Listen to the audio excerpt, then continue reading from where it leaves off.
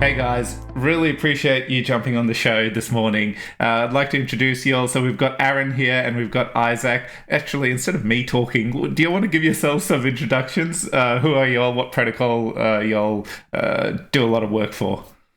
Aaron, go first. How about that? Alrighty. Yeah, so I'm Aaron. I serve as Radiant's PR manager. Um, I guess I got into cryptocurrency first with Bitcoin years ago, like playing online poker. Kind of like lost track of things until like DeFi came along. And I have a very like kind of like data analytics background, economics and things like that. So I really find DeFi fascinating. And yeah, I'm really excited to be in the space and have a role on a growing protocol. Cool. Isaac? Hi, Fez. I'm pumped to be here in the show with you and your community today, alongside Aaron. My role in the Radiant and for the Radiant DAO is head of communications and project management. I'm an engineer. I started working in Formula One some years ago, so I love technology and disruptive technology. And some years ago, I got into crypto in general. When the NFT hype, I loved the blockchain technology underpinning all this new sector, and I wanted to learn more about it. But I was like a fan more than a professional working from within. Yeah. And when I heard about Radiant, I got more involved, and I saw this opportunity to jump into DeFi full time. I was thrilled. And I love DeFi also because of the values. So being decentralized, democratizing finance, allowing to bank the unbanked, no frontiers. So I'm a bit idealistic in that sense, and I love being able to combine high tech, disruptive tech such as blockchain with those very powerful values that one can find in DeFi. So happy to be here today with you, Fez. Excellent. No, really appreciate you joining us. So, okay, let's talk about the protocol a little bit. Could you give us a quick overview about what Radiant Capital is and where it's a money market, but what's different and unique about it and how it formed? Let's get the whole story here. Yeah, certainly. Yeah. I can start this one. Sure. So yeah, it's a money market lending borrowing protocol. So like typical money markets, you can lend, you can borrow, you can loop, but you can also bridge assets with Radiant. So I think there's really like three unique value propositions that Radiant offers. So the first being that cross-chain interoperability. And that's something that because Radiant is built on layer 0 and that they're leveraging Stargate's stable router interface, it allows users to deposit assets on one chain, which is currently Arbitrum, and then borrow assets on various different chains, which is basically all of the other EVM supported chains that Stargate has. And then secondly, I would say that it's considered a real yield protocol. And what I mean by that is that the folks in the community that own or specifically lock their RDNT token, so that's like the native token of Radiant, they're actually going to share in the protocol fees generated by Radiant. So these are going to be paid out in hard assets. They're actually getting 50% of all of the borrowing interest rates. So that's a huge narrative that's been going on as far as like having real yield in your protocol. And then lastly, I'll just say that governance is another important utility that a lot of other protocols have, but the Radiant DAO is really going to serve its purpose to guide the future direction of the protocol. Okay, cool. And I was curious, so with the cross-chain technology, how have you all noticed? So I'm a user, obviously, of Radiant, but I haven't dabbled yet in the borrow functionality on another chain. I was curious, have you all had much uptake? Have you noticed a lot of people using those kind of features in the money market? Yeah, so I can't necessarily give like an exact number right now, but I do know that folks are using it. We could actually probably pull up like the amount of borrows at some point. Personally, I have used it. Yeah. So like I was interested in like looking into a protocol on Polygon. So I was just able to deposit an asset on Arbitrum on the Radiant protocol, and then borrow stablecoins directly to Polygon. Yeah. So the usual alternative is I borrow the token, and then I go to a bridge, and then I bridge that token over, and it's just it's a more seamless experience, in my opinion, using Radiant. No, that's a great example of using, because I was looking at something on Polygon as well, and I thought, I don't want to bridge it and skip my mind, actually. Just use this and do it this way. Yeah, that's great. Okay. So, look, you've mentioned a bit about the DAO. So could we pause and give a bit of an overview of what the Radiant DAO is and exactly what it'll be doing for the protocol?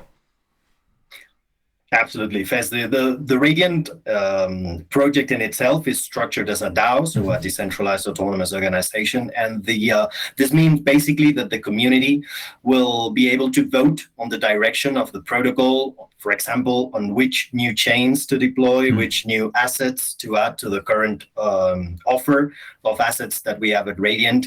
And besides, we have discourse coming soon, so people will be able to prepare, draft the proposals, send them to the community via discourse, so that the community has a short period of time to analyze them and comment. And then after that, the proposal goes through a normal process, which includes, of course, voting to decide whether that proposal goes ahead or is left for a future state. Besides, this is core to a real decentralized world and a real decentralized project. So basically, the way we are structured means that the community has the power to decide on the route the protocol should follow. And so basically the usage that we have, the directions that we have are not centralized, and progressively, as the number of users increase, we will get more decentralized. And that's something which I love in DeFi in general and as a corporate structure in Radiant. Okay, yeah, no, makes sense. Okay, so relationships. So obviously with Radiant being integrated into Layer 0, that's one of the relationships you have. What other relationships does the protocol have at the moment in terms of like Layer 0? I think another one I've seen floating around was Chainlink and Lido, which is obviously the staked ETH, I believe. So how are those relationships fostered, and what are they being used? Well, I know Layer 0, and I know Chainlink. I can assume what Chainlink's about as well. But Lido, I'm curious to learn a little bit about that as well. Yeah, and I'm happy to do a quick refresher, even though you already know those. So Layer 0, of course, that's something we have a working relationship with them. They've actually helped in peer reviewing some of our code, so that's been a great relationship. Okay. And of course, we're using their technology in order for this protocol to succeed. So tip our hats to them for building that out. I think, as you guessed it, Chainlink, they are an oracle, so that's necessary for us to have accurate price feeds on all of the assets that are available on the protocol. So that's very important for making sure liquidations occur properly, and that like a user's health factor, which is kind of determined based on the number of borrowed and deposited assets.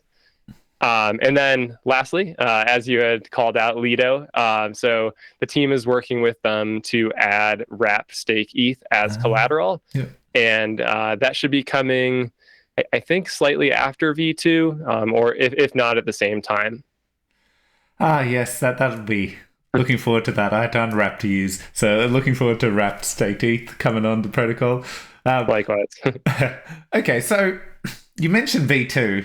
So I have to ask, like, how long has Radiant Capital been deployed for now on Arbitrum? How many years has it been?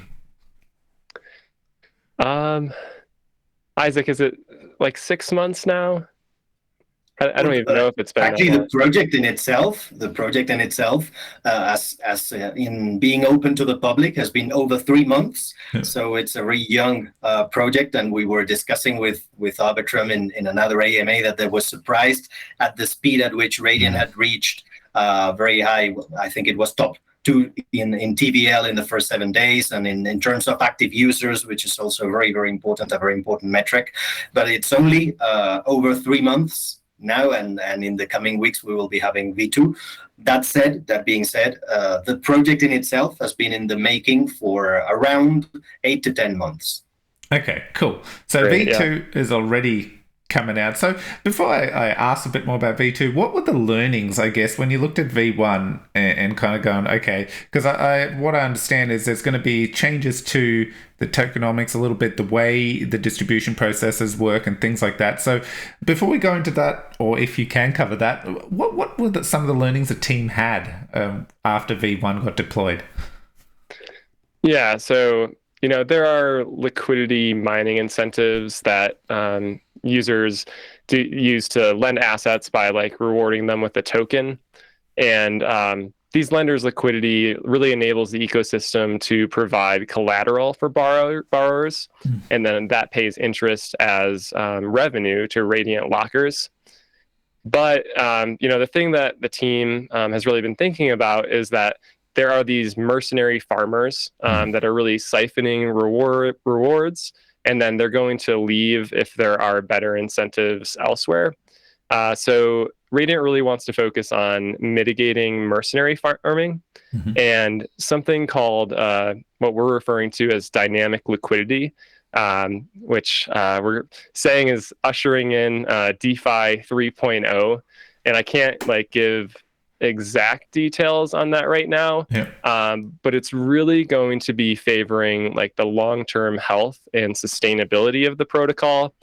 It's going to be incentivizing users that care about the longevity of the protocol, and I will say that any user can still use Radiant to have this seamless cross-chain experience as far as depositing assets in one place and then borrowing them in others. But if that user wants to earn RDNT tokens, they're going to have to provide value to the protocol. So there's going to be a lot more to come. There's a Medium article that will also be released with V2, and we're very excited. A lot to come there. Okay, cool. So then V2. Let's talk about V2. So what are some of the things we're going to see in V2? Yeah, so effectively, it's going to be a gamified and well-balanced token economy, which can create more of an optimal environment, let's say, of equilibrium among users. So this, again, is why Radiant is ushering in this DeFi 3.0. So looking for positive P&Ls and sustainable real yields, while also not giving out free lunches or these farm tokens that can be farmed to zero. So there are tons of protocols like that. I think a lot of those projects will fade away to some degree because they're not focused on the longevity of the protocol. Whereas Radiant is focused on sustainability, value capture, and financial alignment of the ecosystem users. So it's going to introduce this new DeFi primitive, again, with what we're calling dynamic liquidity. So in summary, the upcoming changes will provide more Omnichain functionality and a more balanced token economy that favors the most loyal users to the protocol. Okay, cool. And with chain expansion, so I know at the moment, for example, you're supplying everything on Arbitrum, but you can borrow certain assets on various chains via the integration. So will V2 look to enable more of that? Will it allow the supply function on different chains, or are you allowed to mention a little bit about that at all? Have I gone too far? I don't mean to. I'm just curious as to how much more expanded will the functionality be, basically. After the Binance Smart Chain, that's going to be the next launch. Yeah, I guess I can't give specific details as far as like other chains, but there are going to be other supported chains. It's largely going to be something that the DAO is going to decide upon. So folks in the community can have an RFP for like specific different chains that they want to move to. So with discourse and DAO governance, that's something that's going to really help push that forward. Okay, cool. Yeah, I think I structured that question poorly. So Binance Smart Chain is one of the other chains. So in this case with Binance Smart Chain, essentially we'll be able to do similar actions that we can on Arbitrum. So actually use the money market on Binance Smart Chain natively. Have I got that correct? Yeah, absolutely. Okay. So Radiant V2, that's something we can disclose at the moment, will support the bridging of additional assets, and deposits can be made on either BNB or Arbitrum. In fact, the largest obstacle for us was creating the smart contracts. So our dev team was working really hard on those for V2 and BNB chain, and now that is nearly complete. We are really close to having that complete. We will deploy to additional chains in a much more easier way. So that's what we can disclose regarding B2, and absolutely on BNB, the mechanics will be very similar to what we have now in Arbitrum. The underlying principle is that the native token of the protocol, the RDNT, the Radiant token, will be omni-fungible in V2. We are using Layer 0 Labs Omnichain fungible token technology, so OFT technology, and that means basically that we have native cross-chain token transfers, guaranteed valid delivery. The token is burned on the source chain and then is minted again on the destination chain directly through the token contract. So basically, this allows for composability across multiple blockchains, and this reduces the world of fragmented liquidity that we currently have. So basically, that's what we are focusing on. For example, going beyond wrap tokens with a considerable custody risk, and basically using Radiant's native token to bridge from chain to chain, and basically to ensure the omni-chain principle that we are pushing forwards in Radiant. Okay, cool. So yeah, the takeaway: RDNT will use this technology and essentially get minted. Rather than new supplies on every chain. It seems like the RDNT token will be use that tech that is what the protocol is known for to move its asset native token to new chains as it deploys. That's my takeaway, and there's strong nodding. Yes. Excellent. Okay, no, appreciate that, guys. Absolutely. Cool. So we are strongly based on OFT technology, so Omnichain fungible token technology, which is basically the core technology behind Layer 0, and that's what allows us to offer that seamless bridging experience that Aaron was referring to previously. Cool. No, that's exciting, guys. Really can't wait for these features to launch. Now, I know you already have a TVL of close to 90 million, I believe, if I've got that right. So what kind of, security measures, so this is the next part, as you keep expanding and looking to get bigger and bigger, what about security measures you're taking from a smart contract perspective? I mean, bridging tech as well. We've just seen hack after hack, and people get quite paranoid. In fact, one of the recent conferences I went to, literally every question people got hit with was bridging hacks and how can we trust it. So what are some of the things, how do you all feel about it, and what's the Radiant Capital's ethos around it? Well, you are never 100% safe, of course, in terms of security and exploits, but at least as far as Radiant is concerned, we are doing everything that we can to ensure the maximum level of security for our users, for the community. Of course, as you were saying, bridging hacks are one of the sadly, one of the most popular news in terms of hacks in the crypto space and in the DeFi space in particular. At Radiant, we are leveraging the Aave and Layer 0 code bases, both of which companies have spent millions in audits, and at least as far as we know, they have never been exploited. Besides, we have our own audits, as I'll mention shortly.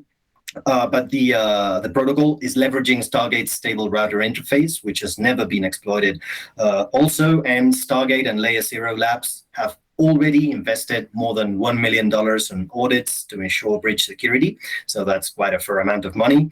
Radiant ourselves, we have been audited by PeckShield and Solidity Finance, two of the leading auditing companies in the blockchain ecosystem. And we are proud to say that our smart contract logic has no critical or major vulnerabilities that either firm has found. Besides, Aaron commented it briefly before, our smart contracts have also been peer-reviewed.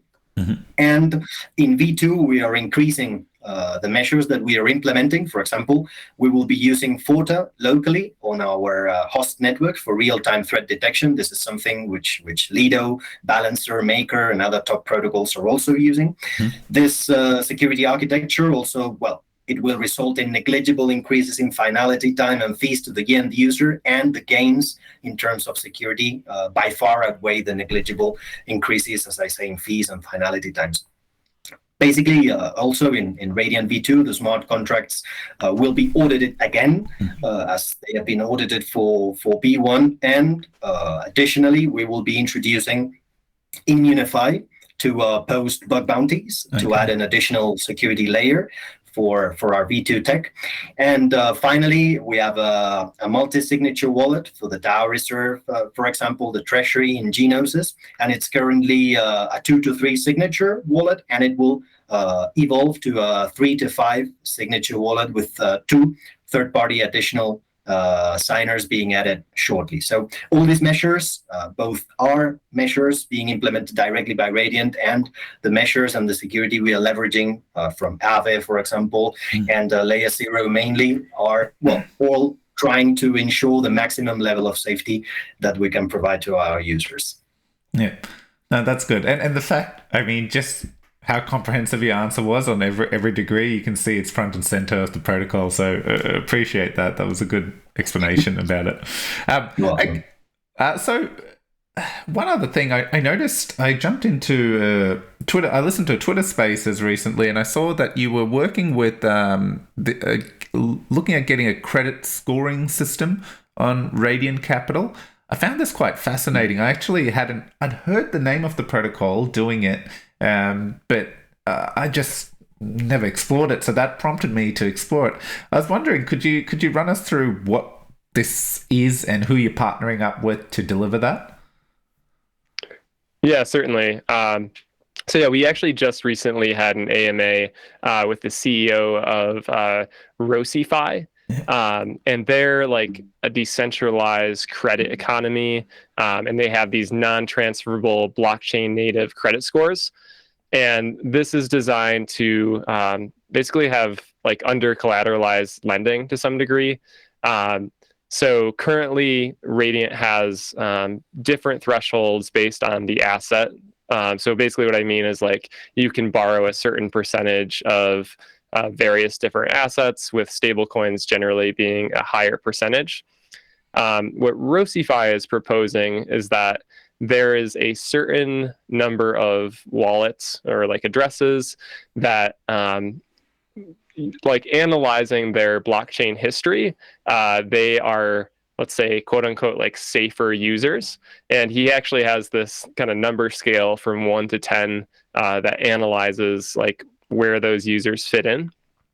So the benefit to like a user of this is that they may be able to borrow more than they previously would be. And then how that could actually benefit the protocol is that if users are taking advantage of that higher borrowing rate, that's going to generate more revenue. So, it's a really interesting concept, and we were, thrilled to have, I think it was Chris, the CEO from Rosify, on a few weeks ago. So recommend checking that out if you are like more interested in this topic. But I'll say that this is something that will be after V2, and it will be something that is decided by the community. So we are not like launching anything immediately with them, but it is an interesting add-on that could generate value or utility for the protocol. Cool. Okay. There was one little question I had, and I wasn't aware where it came from. So I found the distribution of the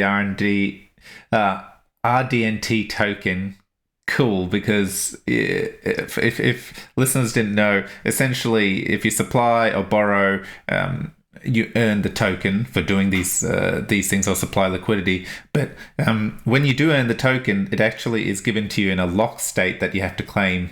And you have to wait 28 days, but you get two options through that process. Is either you can give up 50% of it and get it right away, or go through the 28-day vesting period. Where did that particular aspect come from? Was that taken off some observations of other protocols, or was that something Radiant Capital came up with their distribution process? Yeah, I can start here. So as I had mentioned with like V2, like Radiant is really focused on sustainability. And, there were some lessons learned, as you had, asked previously, on things that we learned from V1 that will be implemented in V2. But that was one of the measures that's starting to incentivize users that are really like looking to stay with the protocol, not mercenary farming and dumping their tokens. So for those that don't know, the way it works is that once you earn that RDNT token, you have to keep it vested for 28 days, or you can exit early and receive all of those tokens, but with a 50% penalty fee. And then speaking of that penalty fee, if you are committing to locking your RDNT tokens for those 28 days, say after you vested, or say you just purchased tokens on SushiSwap, so you can commit those tokens for that time. And in addition to like the hard assets that you're earning, there's also going to be RDNT tokens that you're earning based on those that exited early. Yeah. Yeah, no, that's good. I actually love the that aspect of it. I've worked on a NFT project on the side, and I've shamelessly stolen that model from a gaming perspective because I thought it was brilliant. So that's why I was asking. Okay, thanks for that. Now, one thing last week that dropped was Radiant Defenders. I thought it would be fun to talk about that. How did that idea come about? Maybe Aaron or Isaac want to give more context around what it is. And I was curious how the idea came about, and because I feel like that would have been a lot of fun for the team in the background, just doing this cool little game that kind of has Radiant stuff in it. It's very super addictive. But yeah, could you talk through how that came about? Yeah, and yeah, this is an exciting thing to talk about. So Radiant has been working with this company called Wait What Interactive, and they have developed this game called Radiant Defender. So this is it's like a roguelike bullet hell, like retro style game. A little bit of a warning, it can be quite addictive, as Fez and I had briefly discussed prior to this call. So it's basically this game where you're running around trying to avoid monsters from killing your character. You collect experience points, you can level up, and then select like specific skills to make your character stronger. So people are probably like, how does this relate to Radiant, right? So one, it has no impact on all of the other things that we've talked about Radiant as far as DeFi. I would say it is an add-on onto the protocol. And how it relates to Radiant is that locked Radiant holders are actually going to be eligible to earn like these weekly prizes. So there's going to be like a season 1 that has different prizes based on folks' performance. And there's going to be a lot more to come there. So eventually, we might establish like an earn ecosystem with NFTs where Radiant is used. And yeah, we want the Radiant Defender game to not only like provide a way for our community to get closer together, but to also like help bridge the gap between Web3 gaming and DeFi. Yeah.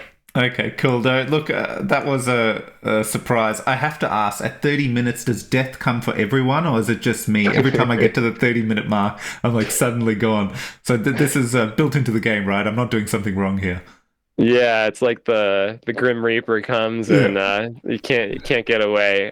So yeah, as I kind of said, this is like the soft launch of the game. I think things are going to be adjusted to some degree, but yeah, pretty hard to defeat that 30-minute boss. Yeah, okay. Phew. I thought I was doing something wrong. Good. But look, overall, I did like the game. I just loved subtle things where you get pickups and stuff, and it has like Radiant Shield and things like that. But I definitely saw it as a cool way to get the community chatting, or just in bear. Like, we know we're in a bear market. Things are a bit doom and gloom every time.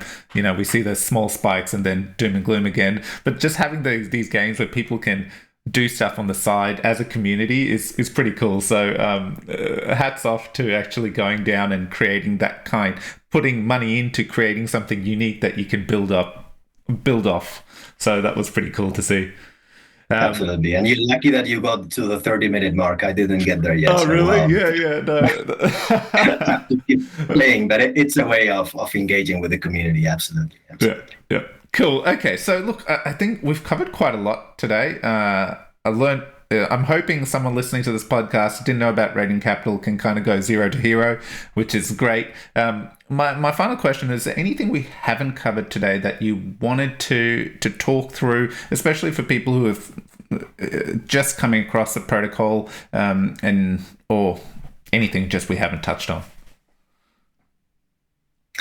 Well, from our perspective at Radiant, it's very important for the listeners of the podcast fest that's bottom line. They have a clear idea of the difference between Radiant as a lending and borrowing protocol and other lending and borrowing protocols. As Aaron was saying, the very beginning of the interview today, of the podcast today, we are among the very, very few who are really sharing protocol fees in the form of hard assets, so stable coins, wrapped ETH, wrapped Bitcoin. And besides being really seamless in the Omnichain capabilities that we offer, so if you go to other protocols, you can lend in one chain and borrow to that chain, but not borrow to a different chain. Mm-hmm. So that's what the top protocols do. So those are our key features, as we were commenting. And I would just encourage to finish off the listeners of your podcast to go ahead and enter app.radiant.capital, try it for themselves,